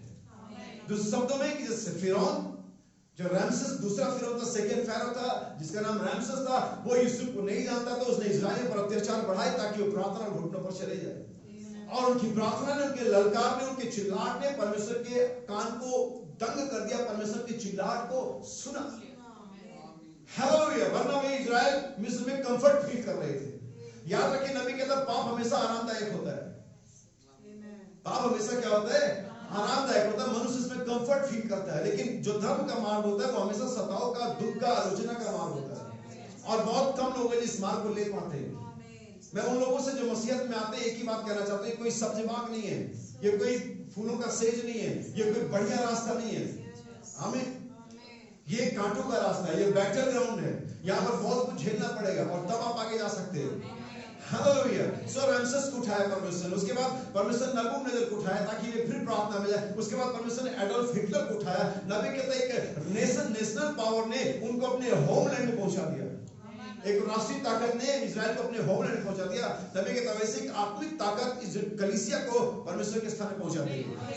लेकिन अगर आप इसे फील कर सके, परमेश्वर चीजों को क्यों दे रहा है, मैं फिर से बताता हूं। इजराइल का परमेश्वर से निकलना एक ट्रायल था कि परमेश्वर देखना चाहता कि मन में क्या है। परमेश्वर देखना चाहता है अपने आप को मार में, जब उनको मन्ना नहीं मिलेगा, जब उनको तड़कती धूप मिलेगी, जब उनको सांप काटेंगे, जब उनको पानी नहीं मिलेगा तो क्या रिएक्ट करेंगे। क्या वो तब भी इस बात के लिए धन्यवाद देंगे कि प्रभु जो भी हमारे पास दुख मुसीबत है, परेशानी है, खाना नहीं है, लेकिन आज हम गुलाम नहीं है। प्रभु आपका धन्यवाद हो कि आपने मुझे छुटकारा दिया है। लेकिन उनमें से 99.99% लोगों ने ऐसा नहीं किया और परमेश्वर उनको मार दिया। मुझे आश्चर्य होता है कि यार परमेश्वर ने मारने था तो निकाला क्यों। लेकिन परमेश्वर को अपनी वजह से नहीं मारा, उनकी कर्मों पे से मारा। नबी कहता है इसी तरह परमेश्वर आपको समय देता है। कोविड-19 जो आया आपके लिए एक ट्रायल था। और मैं फिर कहना चाहता हूं कि सारे ऑलमोस्ट लोग बिलीवर जो होंगे फेल हो गए। ऑलमोस्ट बिलीवर उस कोविड-19 में, उस लॉकडाउन में, जिनके पास समय ना होने का हमेशा समस्या नहीं था। गवर्नमेंट ने कहा मैं तुमको घर में राशन पहुंचाएंगे, अमीर हो और गरीब हो, मैटर नहीं है। क्या नहीं पहुंचाएगा था? क्या गवर्नमेंट ने इसी प्रबंध किया था? यस। गवर्नमेंट ने पिछले 2 महीने, जो शुरुआत में मार्च से लेकर के मई तक आपके महीने थे 2020 में, ये प्रबंध हमारे सामने था। सब्जी वाला, दूध वाला भी घर में आएगा, ब्रेड वाला भी आएगा, राशन भी आपको पैक करके मिल जाएगा। लेकिन इसमें सारे लोग क्या हो गए? फेल हो गए। हम यूज्ड हो गए। अच्छा, एक और लॉकडाउन, एक और थर्ड वेव, दूसरी लहर, और हम यूज्ड हो गए। ओके, अब ऐसे चलेगा। लेकिन वो परमेश्वर ने आपको समय दिया था अपनी तैयारी को परखने का, अपने विश्वास को परखने का। आप घुटने पर कितना समय बिता सकते इसे परखने का। लेकिन मैं फिर से कहना चाहता हूं, लोग फेल हो गए। परमेश्वर ने एक फिर मौका दिया रूस और यूक्रेन के युद्ध के रूप में। ये कुछ और नहीं, ये बर्फ पेन है जो अब थोड़ा जल्दी आएगा। आप डरे नहीं कि ये और क्या होगा, कुछ भी हो सकता है। परमेश्वर एक दिन में, एक हफ्ते में सीन को बदल सकता है। और हमने इसे अपनी आंखों से अपने जीवन में, इस फिजिकल युग में, इस मॉडर्न एज में बदलते हुए देखा है। 1 घंटे में शाम 8 बजे, शायद 20 या 21 मार्च का वो दिन था, जब शाम 8 बजे हमारे प्राइम मिनिस्टर आते और कहते कल से संपूर्ण देश में कितने लोग कहां निकले थे, कितने लोग क्या तैयारी कर रहे थे, कितने लोग क्या। अगले दिन सीन चेंज था। कितने देर में हुआ सीन चेंज? बस हो गया। अभी एक देश और दूसरा देश युद्ध कर रहे हैं। अगर ये और देश मिल गया ना तो इसे चेंज होने में घंटों भी नहीं लगेंगे। लेकिन जब ऐसा होगा तो क्या आप तैयार हैं? क्या आपने प्रॉपर पैकिंग की है? क्या आपने प्रॉपर प्रार्थना करी? क्या आपने पवित्र आत्मा पाया? जब ऐसा हो जाएगा कि कलीसियाएं नहीं लगेंगी, वचन प्रचार नहीं होगा, हो सकता है आपका जो सोशल मीडिया है, ये सारी चीजें जो आप घर में बैठे पिछले लॉकडाउन में देख पाए थे, अगली बार ये भी ना हो पाए। ये नहीं होगा और ये पॉसिबिलिटी है कि अगली बार ये नहीं होगा। तब क्या आप सर्वाइव कर पाएंगे? ये युद्ध ये देखने के लिए कि हम बाइबल की आयतें कोट करें कि बाइबल ने रसिया के बारे में क्या कहा है। मैं बार बार ये बात कहता हूं, जो लोग स्कॉलर है, जो लोग ढूंढ डांट करते हैं वो करते रहे, लेकिन मेरा काम वो नहीं। मुझे प्रभु ने वो नहीं दिया कि मैं स्कॉलरशिप करूं, मैं ढूंढ डांट करूं, चीर फाड़ करूं कि ये क्या हो रहा है वो। मेरा काम है कि मैं कलीसिया को जगह पड़ेगा जहां उसका रैप्चर हो सके। हम कुछ भी जानने से हमारा कोई फायदा नहीं होगा जब तक कि हमारे पास पवित्र आत्मा ना हो। हालेलुया। इसलिए आगे बढ़ने से पहले एक चीज मैं आपको बता देना चाहता हूं कि सिर्फ दुल्हन यहाँ पर, वही मेरा आज का संदेश भी है, सिर्फ दुल्हन है जो उस बाकी को जो यीशु मसीह ने कह सकती है। क्या हम उसे कहने के लिए तैयार है? आइए उसे पढ़े। हिब्रू चैप्टर 10, इब्रानियों की पत्री 10 अध्याय, और वही मेरा विषय होगा जो यीशु मसीह ने वहां पर कहा। और मैं इसके लिए शुरुआत करने के लिए मैं पढ़ूंगा। और ये एक्चुअली में हिब्रू का जो लिखने वाला है वो साम नंबर 40 वर्स 40 को कोट कर रहा है, लेकिन वो क्लियर कर रहे हैं कि बात किसके विषय में है। क्योंकि भविष्यता में बहुत सारी आयतें हैं, बहुत सारे स्टेटमेंट है जो क्लियर नहीं कि किसके विषय में है। इवन यशायाह नबी की किताब में ऐसी भविष्यवाणियां जो फिर खोजा कहते हैं किसके विषय में लिखा हो, भविष्यता अपने विषय में कह रहा है या किसी और के विषय में कह रहा है। तो बहुत सारी मेरे कंफ्यूज, लेकिन यहाँ जो लेखक है हिब्रू का वो क्लियर करे किसके विषय में। वर्स 5 से पढ़े। मैं विशाल आप इसे तेज आवाज में कलीसिया के लिए पढ़े। इसी कारण वह जगत में आते समय कहता है कि बलिदान और भेंट तूने ना चाही, पर मेरे लिए एक देह तैयार किया। मेरे लिए क्या किया? किसके लिए? यीशु मसीह के लिए, परमेश्वर के वचन के लिए एक देह तैयार किया। होम बलियों और पाप बलियों से तू प्रसन्न नहीं हुआ। तब मैंने कहा, देख मैं आ गया हूँ, पवित्र शास्त्र में मेरे विषय में लिखा हुआ है। जो हमने पहले पढ़ा साम नंबर 40, पवित्र शास्त्र में मेरे विषय में लिखा हुआ है। हम कोई अचानक वाली घटना में शामिल नहीं है। मैं कुछ ऐसा नहीं कर रहा हूँ, मैं किसी ऐसे बात के लिए नहीं यहाँ पर हूँ कि प्रभु चाहेगा तो मैं कुछ भी करूँ। हमारे विषय में कुछ भी करने के लिए लिखा हुआ है। क्या हम करेंगे वो लिखा हुआ है। जैसा पवित्र शास्त्र में मेरे विषय में लिखा हुआ है, ताकि हे परमेश्वर तेरी इच्छा पूरी करूं। ये सिर्फ एक व्यक्ति था जिसने स्टेटमेंट को दिया, उसका नाम प्रभु यीशु मसीह है। इसके अलावा उससे पहले जितने भी नबी और राजा है, मुझे मैं उनका इंसल्ट नहीं कर रहा हूं, लेकिन कहीं ना कहीं उन्होंने परमेश्वर की इच्छा पूरी करने में चूक गए। चाहे वो मूसा रहा हो, चाहे वो आदम रहा हो, चाहे वो अब्राहम रहा हो, चाहे वो यूसुफ रहा हो, चाहे वो दाऊद रहा हो, और चाहे वो कोई और क्यों ना रहा हो। हालेलुया। इवन आदम परमेश्वर का प्रथम पुत्र, वो परमेश्वर की इच्छा पूरी करने में चूक गया। आप जानते हैं परमेश्वर की इच्छा क्या थी? वो जीवन को फैला रहा था पृथ्वी पर। परमेश्वर अपना प्रभुत्व चाह रहा था। परमेश्वर चाह रहा था कि उसके बेटे और बेटे इस पृथ्वी पर रहे, राज्य करे, और परमेश्वर के एट्रीब्यूट को, परमेश्वर के गुणों को, परमेश्वर के जीवन को, परमेश्वर की शांति को, परमेश्वर के प्रेम और अनुग्रह को प्रकट करे। तो शब्दों में कि जिस तरह से परमेश्वर ने आदम को अपना संतान करके पृथ्वी पर रखा, परमेश्वर चाहता कि आदम के पास भी परमेश्वर के लायक संतानें हों। आप ये सोचने में आता है, इसे बना मलाकी की किताब में लिखा हुआ है। और क्या चाहता था कि परमेश्वर की योग्य संतानें हों। लेकिन वहां परमेश्वर की योग्य संतान पैदा करने के लिए आदम चूक गया। उसने अपनी इच्छा पूरी करी, हवा ने अपनी इच्छा पूरी करी। आमीन। क्या उसने परमेश्वर की इच्छा पूरी करी? उसके बाद और नबी आए, नूह आता है वहां पर, और भी लोग आते, और उनमें से हर एक व्यक्ति इस बात के लिए चूक गया कि परमेश्वर की पूरी इच्छा अपने जीवन में क्या करे। लेकिन परमेश्वर की इच्छा तो पूरी होनी थी। कोई तो होना था जो परमेश्वर की इच्छा पूरी करता। किसी को तो ये जिम्मेदारी लेनी थी, किसी को तो परमेश्वर ने इस बात के लिए ऑर्डिनेट करना था कि वो उसकी इच्छा पूरी करे, और वो कोई और नहीं हो सकता था। मनुष्य कैसे परमेश्वर की इच्छा पूरी कर सकता है? इसके लिए परमेश्वर ने खुद अपने वचन के लिए एक देह तैयार किया। परमेश्वर ने खुद अपने आप को मिनिमाइज किया। परमेश्वर ने अपने आप को शून्य किया। परमेश्वर ने अपने आप को मनुष्य के रूप में लेकर के आया, हाड़ मांस की देह में लेकर के आया। आप जानते हैं क्या कारण था कि यीशु मसीह ने अपने हर सत्ता में कभी भी पवित्र आत्मा का इस्तेमाल नहीं किया? ये ध्यान देने की बात है। यीशु मसीह पर जितने भी अटैक शैतान ने किए, यीशु मसीह ने कभी भी पवित्र आत्मा का इस्तेमाल नहीं किया, कभी भी नहीं किया। एक टाइम भी हमने दिखा सकते हैं कि यीशु मसीह ने पवित्र आत्मा का इस्तेमाल किया हो। हर बार उसका वचन में लिखा हुआ है। उसने झेला उसे। मालूम किस लिए कर रहा था सब? ये दिखाने के लिए तुम जो कहते हो हम शरीर में क्या करें, ये बेवकूफ बनना और बनाना बंद करो कि हम शरीर में क्या करें। तो फिर वचन किस लिए है? यीशु मसीह भी तो शरीर में ही था। हिब्रू इसी की किताब थोड़ा सा पीछे जाए, चैप्टर 5 वर्स 7। अनुग्रह उसी तक से आता है, ध्यान से सुनिएगा। उसने अपनी देह में, किसमें? लेकिन आपको मैंने पिछले सप्ताह बताया था कि देह में, लेकिन पिछले सप्ताह धर्मी देह में नहीं ठहरा था, फिर भी धर्मी आत्मा में ठहरा था। कंफ्यूज ना हो, चीजों को समझ लें, क्योंकि बहुत ही बारीक रेखा है बाइबल में, अच्छे और गलत और सही में बहुत बारीक रेखा होती है। एक प्रचारक ने बड़ा अच्छा कहा, मुझे अच्छा लगा, इस बात को आपको इससे पहले आगे बढ़ शेयर कर दूं। ऑलमोस्ट राइट ऑलवेज रॉन्ग होता है। जो ऑलमोस्ट राइट होता है ना, वो ऑलवेज रॉन्ग होता है। आपको ऑलमोस्ट राइट नहीं होना है।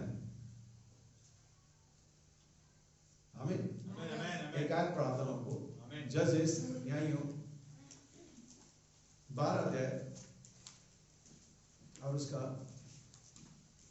5 वचन से पढ़े। देखिए, मैंने कहा कि ऑलमोस्ट राइट हमेशा ऑलवेज रॉन्ग होता है। और बहुत से लोग इस बात के लिए बड़े शुक्रगुजार होते खुदा के, और अपने आप को कहते ठीक है, हम इतना तो है ना, ऑलमोस्ट ठीक है। Almost right always wrong. आपको पूरा ही राइट होना है, ऑलमोस्ट नहीं। ज्यादातर सही है नहीं, इतना तो ठीक है नहीं। यीशु मसीह कितना राइट था? ऑलमोस्ट और फुल। हमें कितने लेक्चर में जाना है? आप कितने चाहते कि हमारे परिवार में इतने लोग बचा लीजिए और इतने ना बचाए जाए? ओके, सुनिए। और गिलादियों ने यरदन का घाट उनसे पहले अपने वश में कर लिया, और जब कोई अप्रेमी भगोड़ा कहता कि मुझे पार जाने दो, तब गिलाद के पुरुष उससे पूछते थे, क्या तू अप्रेमी है? और यदि वह कहता नहीं, तो वह उससे कहते, अच्छा शिबोलोत कह, और वह कहता सिबोलोत, क्योंकि उससे वह ठीक बोला नहीं जाता था। तब वह उसको पकड़कर यरदन के घाट पर मार डालते थे। किस लिए? कितना नहीं ठीक बोला, थोड़ा सा, जैसे कि हमारा भी 100 में बड़ा फर्क हो जाता है। खुदा का दयावान उन दिनों में नहीं था। मैं ऑलमोस्ट सही बोलता, लेकिन फिर भी मैं मार दिया जाता।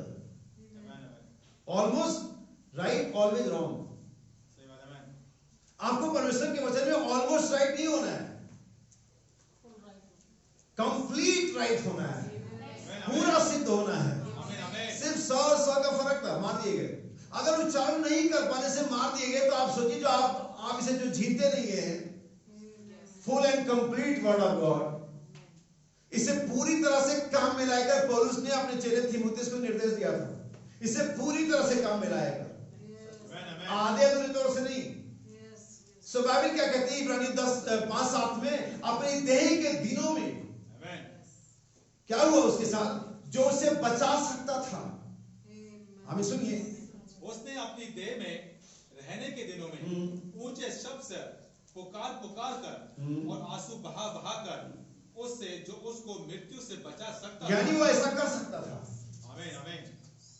वो ऐसा करने में सामर्थ्य था। हम सभी जानते, भागवत में कहते हैं, और यीशु मसीह ने खुद कहा, क्या तू जानता है कि मैं अगर पिता से इशारा करूं तो अगर 12 पलटन सबूत आ जाएंगे? आमीन आमीन आमीन। जैसे कि मैं यहूदा स्कृति की आपको बात बताता हूं, यहूदा स्कृति को लोग बड़े बुरी निगाहों से देखते हैं। हालांकि वो था बुरा, लेकिन जो उसका मकसद था उतना ऐसा नहीं था जितना हम सोचते हैं। उसने यीशु मसीह को पकड़वाया, उसको मालूम था यीशु मसीह छूट जाएगा। उसको कौन पकड़ सकता है? 30 चांदी के सिक्के मेरे, यीशु मसीह भी छूट गया, कुछ नहीं होना है। उसका सिर्फ इतना ही सोच रहा होगा। सही बात। लेकिन बाइबल कहते हैं उसने देखा कि पकड़वा लिया गया, उस नहीं छूट रहा है, तब उसने रिपेंट किया। आमीन। यानी यहूदा स्कृति को पता था, यीशु मसीह को भी पता था, वो कहता है कि मेरे पास अधिकार है, लेकिन उसने ऐसा नहीं किया, क्योंकि वो अपनी इच्छा पूरी करने नहीं आया था। अगर गसमनी की बात उसकी प्रार्थना को सुने, उसने साफ साफ कहा है, हे पिता, तो अभी मेरी नहीं। अच्छा, मुझे बताओ उसकी इच्छा क्या थी? कटोरा टल जाए, यही तो उसकी इच्छा थी, यही तो कहा उसने। मैं हेब्रों में चाहता हूं कटोरा मेरे सामने से, तो उसकी इच्छा थी कि टल जाए, लेकिन वो कहता है मैं इसलिए नहीं हूं कि मेरी इच्छा पूरी करूं। इसके लिए बहुत सारे लोग आए और बहुत सारे लोग आएंगे, लेकिन मैं इसलिए आया ताकि तेरी इच्छा पूरी करूं। नबी कहता हूं, वो व्यक्ति ऑर्डिनेट था, वो व्यक्ति ठहराया हुआ था। परमेश्वर ने उसे इस प्रकार से डिजाइन किया था कि यीशु मसीह परमेश्वर की इच्छा पूरी करे, और उसने किया। नबी कहता उसके बाद और भी लोग आएंगे और भी लोग जाएंगे, लेकिन एक तक चुनी हुई दुल्हन आएगी जो इस बात के लिए ठहराई गई होगी कि वो परमेश्वर की इच्छा पूरी करे। आप जानते हैं परमेश्वर की इच्छा पूरी करने का रिवॉर्ड क्या, इनाम क्या है? पुनरुत्थान। आमीन। पुनरुत्थान। आपको जानकर के आश्चर्य होगा कि बाइबल के अंदर पुराने और नए नियम में लेकर के पूरे 10 पुनरुत्थान है। फिजिकली जो काउंटेड है पूरे 10 लोग जिला उठाए गए हैं। और आपको ये जानकर के आश्चर्य होगा कि जो शब्द रेस्टोरेशन या रिस्टोर है 136 बार है। और इसको भी अगर हम काउंट करें टोटल के तो इसका भी नंबर 10 ही होता है, 136। आमीन। हालेलुया। कई सारी अजीब बातें, लेकिन आइए कभी और उसको देखेंगे। हम कंप्लीट करते इस वर्ष को। उसने आंसू बहा बहाकर उससे जो उसको मृत्यु से बचा सकता था प्रार्थनाएं और विनती की और भक्ति कर उसकी सुनी गई। किसके कारण? क्या इस कारण कि उसने चंगाइयां ज्यादा करी थी? भक्ति का। क्या इस कारण कि वो निलवा से ज्यादा बोलता था? क्या इस कारण कि उस शब्द का पालन करता था? क्या इस कारण कि उसने मुर्दे जीवित किए थे? ये कारण कहीं लिखा है? लेकिन एक कारण लिखा है, भक्ति। और भक्ति का मतलब है जस्ट लाइक अ गॉड। संडे नहा धो के चर्च आना भक्ति नहीं है, स्वच्छता है। इसे स्वच्छता कहा जाता है, भक्ति नहीं कहा जाता है। जैसे कि और रिलीजन में लोग सोचते नहा धो के जाओ, चंदन लगा के जाओ और अच्छे वस्त्र पहन के जाओ, सवेरे सवेरे मंदिर में जाओ और ये करो और वो करो, ये भक्ति नहीं, ये सफाई है। लेकिन उस सफाई का क्या जो उसकी आत्मा गंदी हो? आमीन। क्या वो स्त्री अपने नापाक, अपने अपवित्र देह के साथ सामरी नाम की स्त्री जो कुएं पर बैठी थी, क्या उसकी देह कोई पवित्र थी? नहीं। उसकी देह तो जितना अपवित्र हो सकती थी उतनी अपवित्र थी।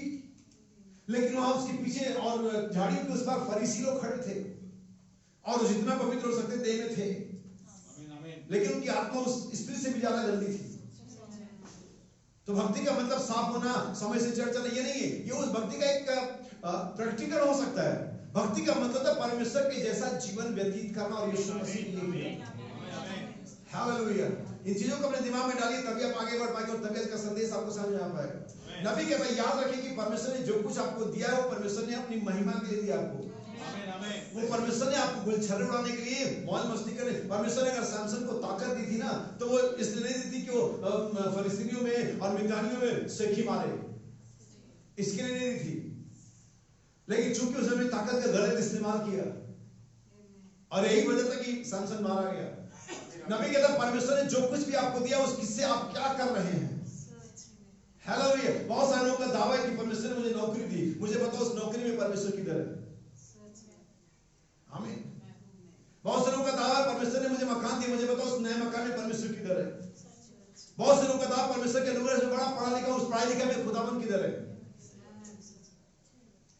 आमीन। परमेश्वर ने मुझे ये दिया, परमेश्वर ने मुझे उस, अगर परमेश्वर ने आपको दिया और उसकी वजह से आप बचत नहीं पढ़ पा रहे, चर्च नहीं आ पा रहे, प्रार्थना नहीं कर पा रहे, मुझे कहने देना परमेश्वर ने, शैतान ने दिया है।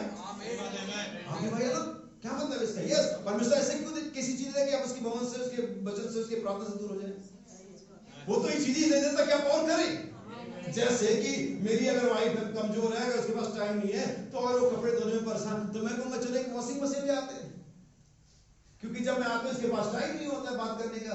अगर इसको एक वॉशिंग मशीन मिल जाएगी तो थोड़ा सा जल्दी से कपड़े धो करके मेरे साथ बातें कर लेगी। तो मैं उसे वॉशिंग मशीन इसलिए दे दूं और मुझसे दूर हो जाए, कपड़े ही धोती रहे। आप देंगे ऐसा? आप किस लिए देंगे उसे? प्रोडक्ट, सहूलियत की चीजें किस लिए देंगे? ताकि उसके पास टाइम हो और आप ऐसा संगति कर सके अपने बच्चों को, अपने परिवार को, जिसको भी आप देंगे। इसलिए नहीं देंगे कि वो आपसे दूर हो जाए। अब आपकी नौकरी, आपका घर, आपका मकान, आपकी रिश्तेदारी, अब मुझे बताओ उसके लिए जो कुछ अगर खुदा ने मुझे दिया, नहीं वो नहीं दिया। अगर तुम्हें खुदा से दूर कर रही है, तुम्हें खुदा ने दिया, तुम्हें लगता है ऐसा कि खुदा ने तुम्हें दिया है। और बाइबल की आयत से आपको इसको प्रमाणित करूंगा। पतरस, दूसरा पतरस और इसका 4 अध्याय, बल्कि 3 पहला अध्याय 30 आयत से पढ़े। दूसरा पतरस पहला अध्याय 30 आयत।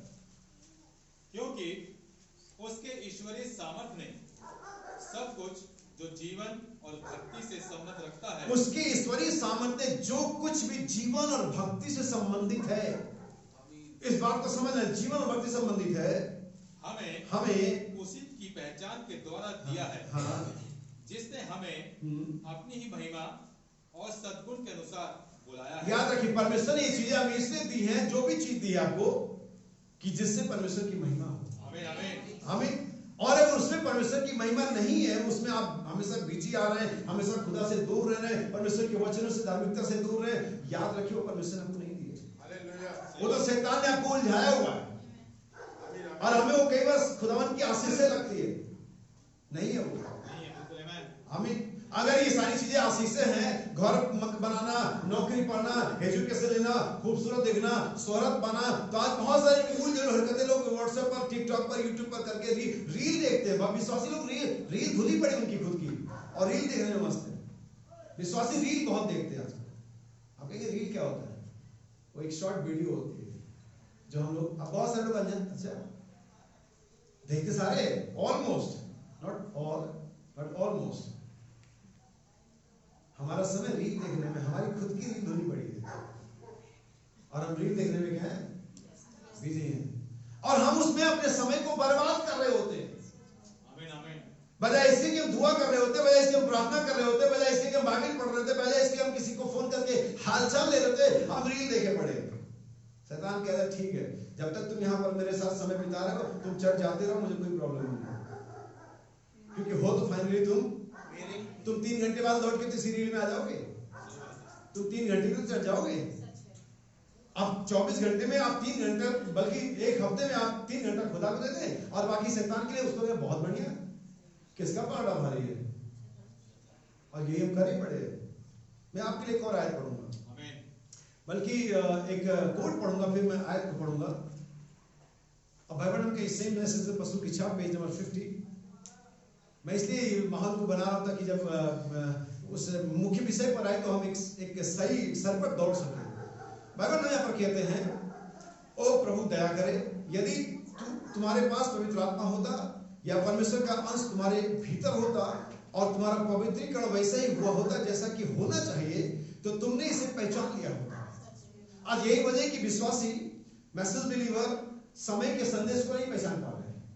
वो बाइबल तो पढ़ रहे शायद, हो सकता है मैसेज ही पढ़, लेकिन वो पहचान नहीं पा रहे। अगर वे पहचान पाते तो उसी के अनुसार कार्य करते। पढ़ने का मतलब पहचानना नहीं होता है, क्योंकि वो फरीसी और शास्त्री उस चेलों से, उन सारी लोगों से जो यीशु मसीह के चेले थे, उनसे ज्यादा बाइबल पढ़ते थे। इसका मतलब ये नहीं था कि उन्होंने यीशु मसीह को पहचान लिया। आमीन।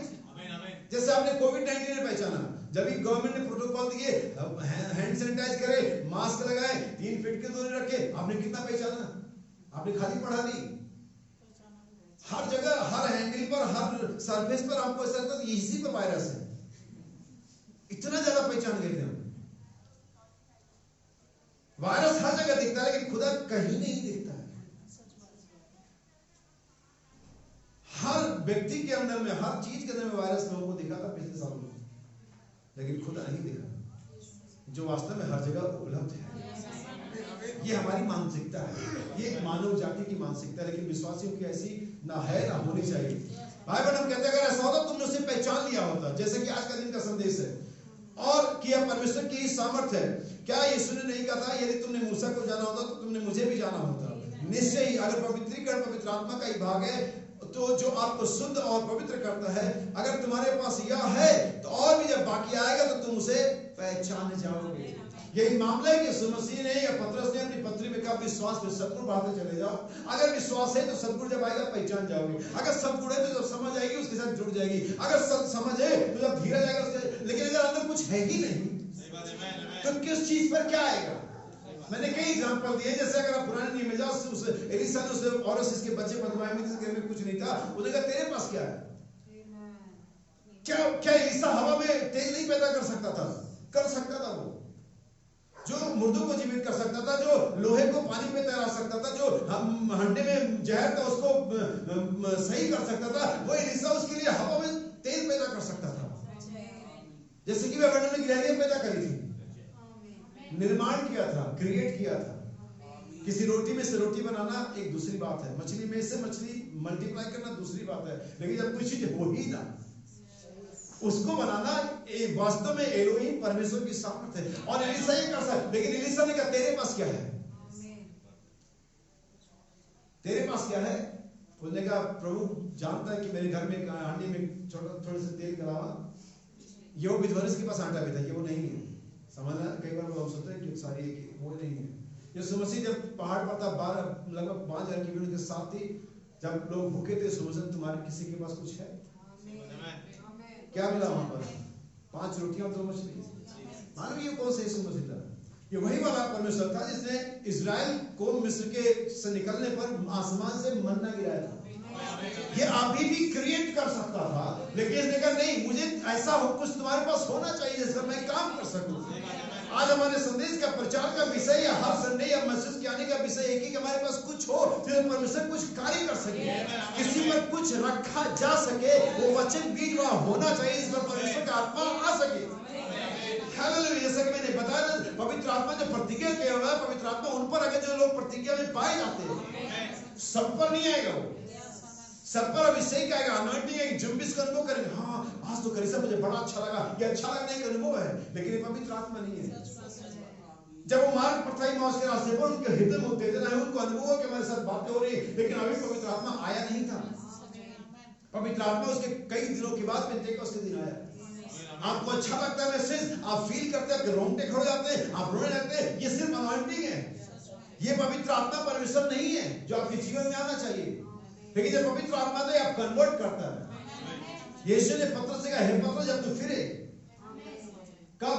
पवित्र आत्मा ने से पहले बोला था ये क्या करना, अपने भाइयों को स्थिर करना, डमाडोल मत करना, गड़बड़ाना मत, झूठ गॉसिप मत फैलाना। ये होता फिरने का पहचान कि आप फिर गए हैं। इसके बावजूद क्यों फिरा नहीं था? पवित्र आत्मा ने था, वचन जानता था, समझ खोल दी गई थी, विश्वास सीधा आराधना कर रहा था। ये सारे काम कि आप आराधना कर रहे हैं, आपके हृदय में उत्तेजना हो रही है, वचन समझने लगा, बिना पवित्र आत्मा के हो सकता है? मैं ऐसा नहीं कर रहा, बाइबल में ऐसा लिखा हुआ है। क्या उनकी समझ लूका 24 में खोल दी गई थी? क्या यीशु मसीह के पवित्र आत्मा कहने का विश्वास कर रहे थे? क्या ये वचन में बने हुए थे? यस। उसने कहा ठहरे ना, वे ठहरे थे। उसने कहा विश्वास करना, विश्वास कर रहे थे। उसने कहा आराधना करते ना, वे आराधना कर रहे थे, लेकिन पवित्र आत्मा नहीं था। तो हम आराधना करें, विश्वास करें, समझ खुल गई, पवित्र आत्मा नहीं। क्योंकि पवित्र आत्मा जब आएगा आपके जीवन को कन्वर्ट कर देगा, परिवर्तित करेगा। वो आपको हालेलुया, वो आपसे गॉसिप नहीं कराएगा, वो आपसे बातें बतंगड़ नहीं बनवाएगा, वो आपसे वो आपसे परमेश्वर के राज्य के बारे में लोगों को स्थिर करेगा, वो लोगों को परमेश्वर के वचन में स्टेबल करेगा। बाइबल में इसी बात को कहते हैं, जब तू फिरे तो अपने भाइयों को, ये कब होगा? जब पवित्र आत्मा मिलेगा। ये ऐसे नहीं होगा, ध्यान सुनिएगा। और जब ये तुम्हारे पास है, तो जब ये बाकी आएगा तो तुम उसे क्या करोगे? पहचान जाओगे। आमीन। आइए इब्रानियों की पत्री 10 में वापस आए और मैं आपके सामने कुछ महत्वपूर्ण बातों को, जैसा कि मैंने आयतों को मिलाना मुझे पसंद है, मैं वो चीजें आप आज फिर करूंगा। जैसा कि मैंने पिछले सप्ताह बताया था कि एक बालक में एक पिता में कितना फर्क होता है, और वो आयतें बाइबल में थी लेकिन हमने कभी ध्यान नहीं दिया। और हमने कल पर पिछले संडे देखा कि सुलेमान जो बेटा है, हो सकता है उस समय जब उसने नीति वचन लिखा उसकी उम्र 40 साल नहीं हो या 30 साल नहीं हो, लेकिन बातें बच्चों वाली कर रहा था। मैंने 2 बार मांगा है, लेकिन बाप को देखे दाऊद, मैंने 1 बार मांगा है। आमीन। और उसे की अंत में लगा रहूंगा। यहाँ पर भी कुछ ऐसी बातें मैं आपको दिखाऊंगा, लेकिन इससे पहले वहां पढ़े इब्रानी 10 अध्याय की पहली दूसरी आयत को पढ़े। क्योंकि व्यवस्था जिसमें आने वाली अच्छी वस्तुओं का प्रतिबिंब है। और व्यवस्था क्या? आने वाली अच्छी वस्तुओं की, यानी कि वो ओरिजिनल नहीं है। अगर आपने फोन वगैरह खरीदे, दुकान में गए हो तो आपको बहुत सारे फोन होते हैं, आप वो सारे फोन अगर जो ओरिजिनल फोन को आपको दे दें और आप उनको देखें, उनको ट्राई करें, तो वो फोन गंदे हो जाएंगे या डिस्टर्ब हो जाएंगे, इसलिए वो डमी रखते हैं। क्या रखते? जो एग्जैक्ट उसी साइज का होता है, उसी कलर का होता है, उसके ऊपर वैसे आइकन बने होते हैं। इवन उसका जो वेट होता है उसी ओरिजिनल फोन के बराबर, ताकि आप जाने उसका वेट कितना होगा। क्या आप जानते हैं चीजों को? क्या ये सही बोल रहा हूं मैं? लेकिन वो ओरिजिनल नहीं होता है, वो फंक्शन नहीं कर रहा होता है, लेकिन होता वही है। ऐसे ही पुराना नियम था, फंक्शन नहीं था। बाइबल कहती है अनहोना था कि बैलों और बकरों का लहू पाप को खत्म करता, अनहोना था। वो चीज थी वहां पर रखी गई थी, बट विदाउट फंक्शन, वो प्रभाव नहीं थी। वो जस्ट आने वाली अच्छी चीजों की, बाइबल में लिखा है आने वाली अच्छी चीजों की प्रतिछाया थी। और बहुत सारे आज क्रिश्चियन कम्युनिटी और इजरायली लोग उस डमी को, उस चीज को लेकर के बैठे हुए, ये असली है। अच्छा, अगर वो असली थी तो अच्छी वस्तुएं क्या थी? अच्छा, आप कहेंगे ठीक है, बहुत सारे ऐसे भी है, मैं फेसबुक पे देखता रहता हूँ, और वो ऑर्थोडॉक्स है, तोरा को मानते और कहते नहीं ठीक है, यीशु मसीह ने ये नहीं कहा कि इसको भी मानो, और उसको इस तरह की बातें बनाते हैं। मैं आपसे पूछता हूँ, आपके पास डमी हो और आपके पास ओरिजिनल हो, दोनों आपके पास हो, कौन सा रखेंगे? सिंपल। अब ये कहा कि क्या ओरिजिनल भी रखो, डमी भी जेब में घुमाते फिरो? मसीह असली वाला भी आएगा और व्यवस्था का पालन करते रहो, तो फिर आप मसीह आए ही क्यों? बाइबल साफ सब कहते हैं, अगर इसे इंग्लिश से पढ़ेंगे तो बड़ी क्लियरिटी आ जाएगी। बाइबल कहती है वो चीजें हमें सिर्फ रिमाइंड कराती थी, वो हमारे रिमाइंडर का काम करती थी कि तुम पापी हो। वो हर बार का सैक्रिफाइस हमें रिमाइंड करा था तुम पापी हो। हर बार का नरसिंगा का फूका जाना रिमाइंड करा कि तुम पापी हो। जो भी ओकेजन के लिए फूका जाता था, वो सिर्फ पाप को याद दिलाते थे। लेकिन यीशु मसीह का लहू पाप को याद नहीं दिलाता है, पाप को हमेशा के लिए मिटा देता है, फिर तुम्हें स्मरण भी नहीं रहेगा। हालेलुया। वो पुराने नियम का खतना एक डमी था जो आने वाले दिनों में मन और कान का खतना था। खतना होता क्या है? एक अनलेस, एक फालतू चीज को काट के फेंक दी जाती है। यही पवित्र आत्मा करता है, जो हमारे जीवन में फालतू की बातें जो अनलेस है, जिनका कोई यूज नहीं है, उन्हें काट करके फेंक दिया जाता है। यही था पुराने का सबक क्या था? विश्राम। 6 दिन काम करो सारे, यही तो असली विश्राम यीशु मसीह मिलता है। आप सबक वालों को जाके मिलो जिनका नया जन्म नहीं हुआ है, वो उनका एक दिन आता है जब वो ड्यूटी दी जाती है, एक दिन आते आराधना करते हैं, लेकिन 7 दिन टेंशन में परेशान रहते। लेकिन एक बिलीवर को जिसका नया जन्म हो गया है, वो ड्यूटी में भी शांति में रहता है, वो परेशानी में भी शांति रहता है, वो हर एक शांति में रहता है। हालेलुया। क्योंकि असली सबक उसके अंदर है, जिसने अपने कामों से पूरा किया, उसने विश्राम किया। अगर आपके काम मसीह में डन हो गए, आप रेस्ट में हैं। हालेलुया। मरने के बाद ही रेस्ट इन पीस नहीं होता है, आरआईपी चल रहा भेड़ चाल में सभी चल रहे, रेस्ट इन पीस मरने के बाद रेस्ट इन पीस। जैसा ही तो कैथोलिक वाले हुए कि संत तो मरने के बाद ही होते हैं। तो क्या पौलुस जब चिट्ठियां लिख रहा था, पत्रियां किस कुरिन्थियों के संतों के नाम तो मरे हुए को चिट्ठी लिख रहा था, आखिर में पढ़ते कैसे? तो संत होना एक मरने के बाद संत होना कैथोलिक डॉक्ट्रिन है, और जीवित ही संत होना बाइबल की डॉक्ट्रिन है।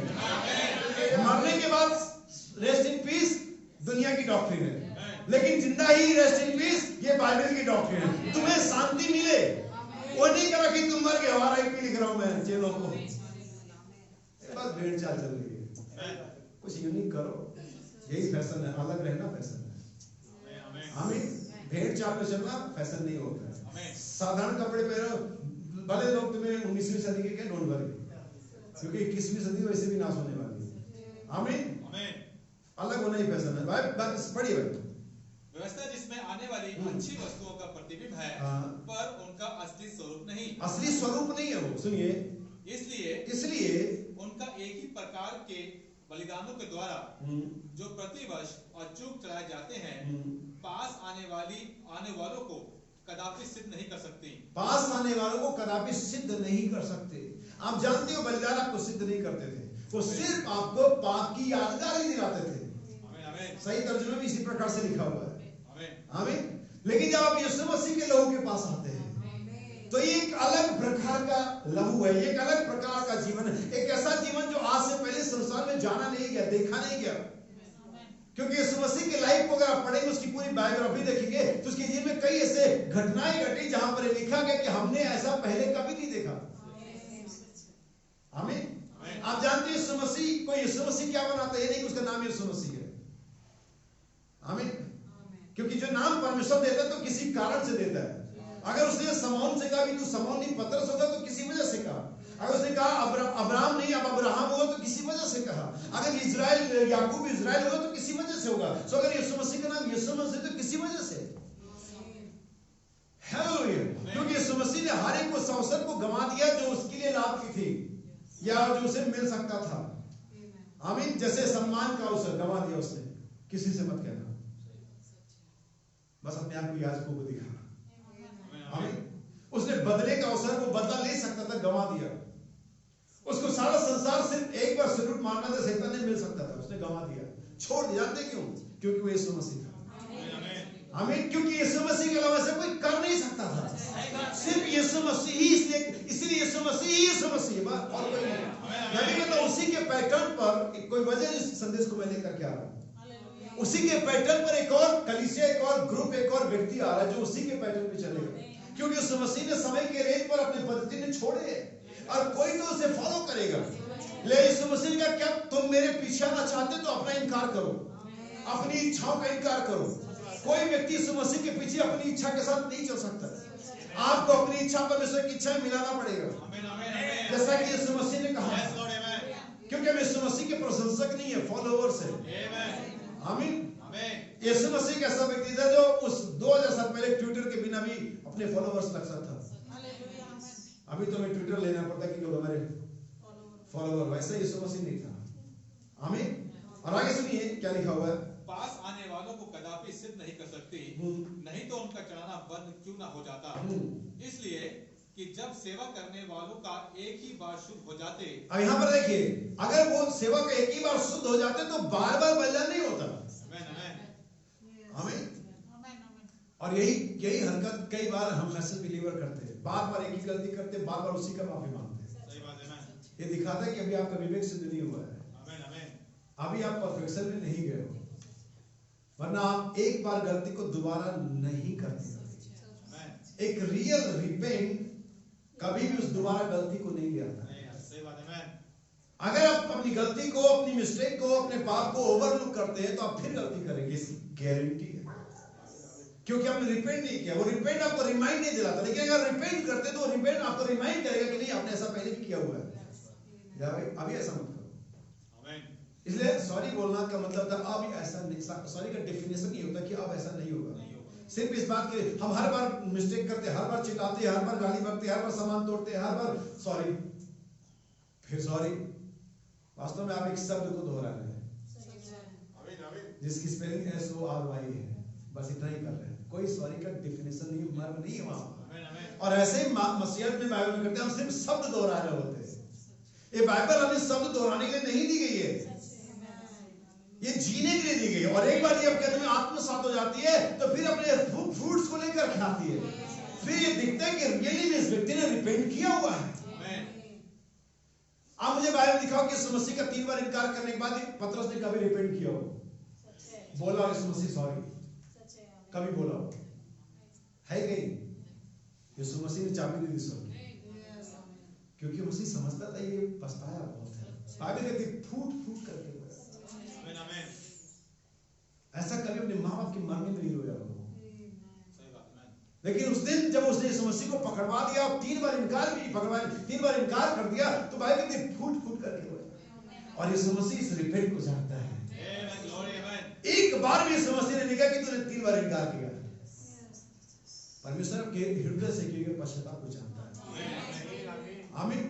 सुनिए आगे, इसलिए कि जब सेवा करने वाले एक ही बार शुद्ध हो जाते तो फिर उनका विवेक उन्हें पापी न ठहराता, परंतु उनके द्वारा प्रतिवर्ष पापों का स्मरण हुआ करता है। प्रतिवर्ष पापों का स्मरण हुआ करता है, क्योंकि अनहोना है, ये यही है जो दिखाना अनहोना है कि बैलों और बकरों का लहू पापों को दूर करे।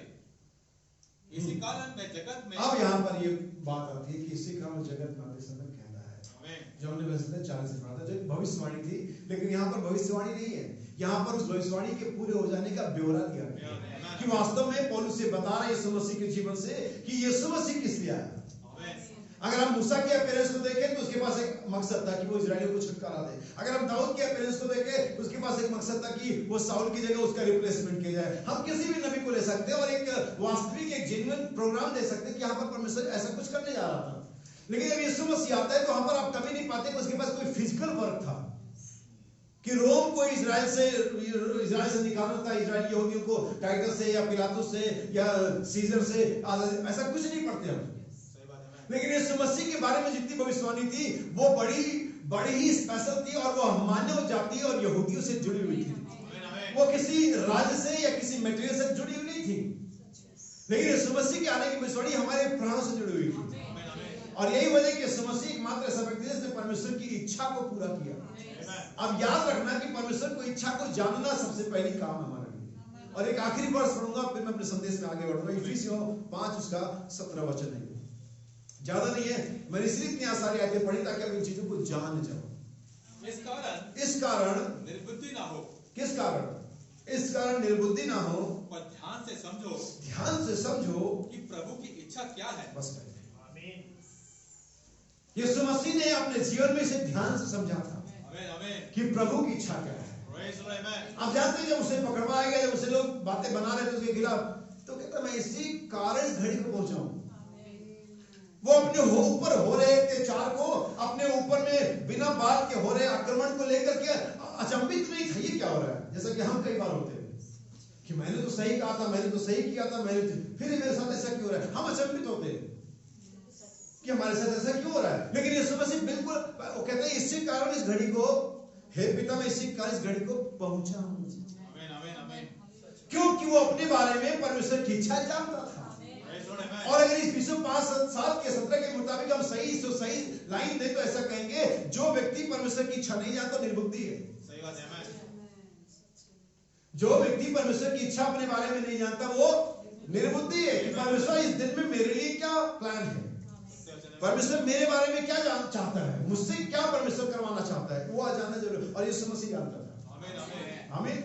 बाइबल कहती है ऐसे 55 में कि जैसे बारिश जब आती है तो बिना उपज खूब जाए वापस नहीं आती, वैसे ही मेरा वचन भी होगा। इसलिए यीशु से पहले जितने लोग आए वो परमेश्वर का वचन के द्वारा तैयार किए गए। यीशु मसीह की तरह की रचना नहीं थे, उनमें मानवीय अंश भी था, उनमें ह्यूमन नेचर भी था, उनमें मृत्यु का एक हिस्सा था जो उनको दबाती थी। लेकिन यहां पर यीशु मसीह स्पेशल क्रिएशन, अलग ही प्रकार की रचना, जिसमें पाप का कुछ भी हिस्सा नहीं है, जिसमें कोई मानवीय अंश नहीं है, जिसमें कोई इस तरह से कहेंगे मृत्यु का कोई अवरोध नहीं है। और यही वजह था कि यीशु मसीह ने उसे किया जो उसके लिए लिखा हुआ था।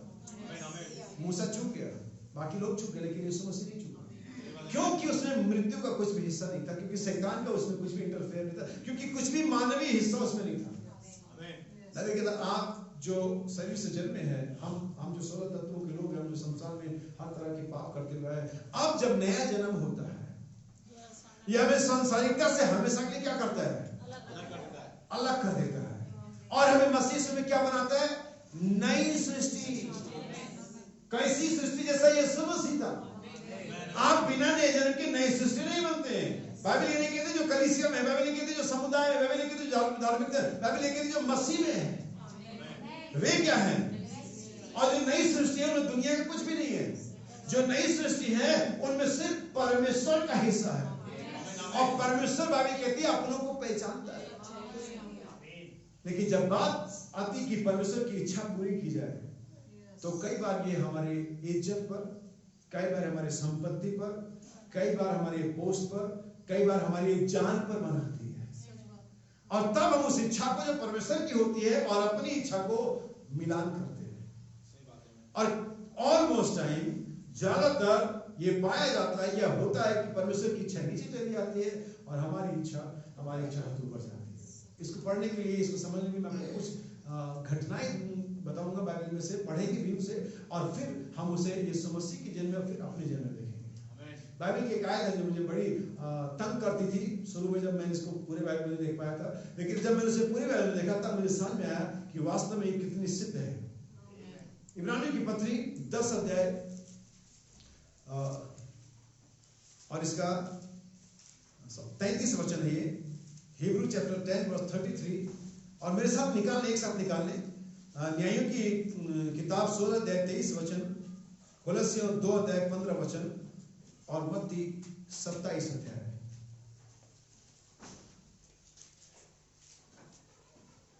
पढ़े हिब्रू चैप्टर 10 वर्स 33। कुछ तो यूं है कि तुम निंदा और कलेश सहते हुए तमाशा बने। क्या बने? तमाशा। लेकिन इन लोगों के अंदर में जिनका तमाशा बना, परमेश्वर की एक योजना थी। चाहे वो मूसा हो, चाहे वो कोई भी नबी हो, मैं नाम ले लेकर बार बार आपको समय बढ़ाना नहीं चाह रहा। जितने भी लोग थे, इनमें परमेश्वर की मर्जी थी, और इनका क्या बना? इसका अर्थ यह है कि अगर परमेश्वर की मर्जी आपके लाइफ में है तो जरूर अपने लाइफ टाइम में आप कभी ना कभी तमाशा बनोगे। ये सारी घटनाएं जो इन नबियों और यीशु मसीह में जीवन में घटी, कहीं ना कहीं आपके लाइफ में दिखाई जरूर देगी। और अगर ये नहीं घटती है तो आप परमेश्वर के पूरे प्लान से ही बाहर हैं। हमें तमाशा बने। अब ये सब तमाशा पे याद रखना, इसे यही हमारा कीवर्ड होगा परमेश्वर की इच्छा पूरी करने के लिए। आइए हम पढ़े न्यायों 16 अध्याय 23 वचन। यहाँ पर हाँ, तब फिलिस्तियों के सरदार अपने दागोन नामक देवता के लिए बड़ा बलिदान चढ़ाने और आनंद करने को यह कहकर इकट्ठे हुए, हमारे देवता ने हमारे शत्रु शिमशोन को हमारे हाथ में कर दिया। हमारे देवता ने शत्रु शिमशोन को हमारे हाथ में, ये बात नीरी झूठ है। ये सैमसन था जो उनके हाथ में पड़ गया, देवता ने नहीं कर दिया। ये तो उसकी बेवकूफी थी। जैसा कि मैंने पीछे बताया, शैतान ने करवा दिया। नहीं करवा नहीं दिया, वो आपकी बेवकूफी थी। आप पर मुहर नहीं लगी थी, आपने वचन का इस्तेमाल नहीं किया, इसलिए शैतान ने आपको पकड़ लिया। ये बिल्कुल झूठी स्टेटमेंट है कि दागोन के देवता ने सैमसन को के हाथ में कर दिया। ये सैमसन था, इसने राज खोले।